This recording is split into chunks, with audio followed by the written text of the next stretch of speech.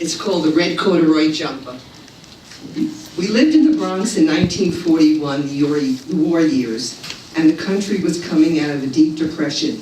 My mother, sister, brother, and I moved to so many apartments because of hard times. When I was 6 years old, my mother was able to go back to work, and we were no longer eligible to get home relief, which would be considered welfare today.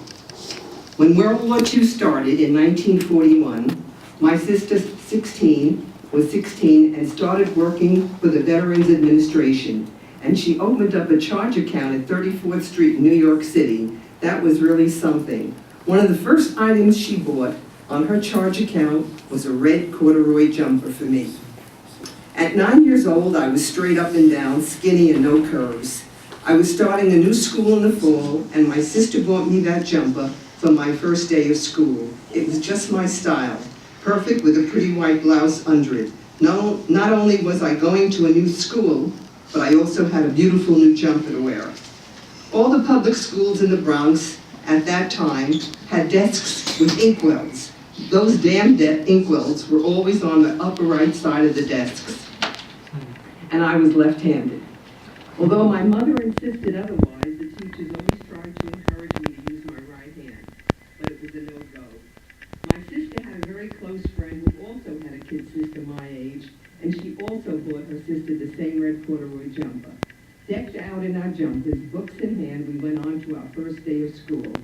In class, we had compositions to write, and there were those damn inkwells on the right side of the desk. I tried not to smear my paper, and in the process got blue ink all over my jumper. My heart sank. The ink would never wash out. I always got home from school before my brother and sister and decided to hide the jumper, never to be worn again, in the back of the closet before anyone else got home. My heart was broken. My sister came home and saw how unhappy I was. She wanted to know what was wrong, and I told her what happened to the jumper. We knew the ink would not come out, but she made a joke of it, laughing it off. It was over and done with.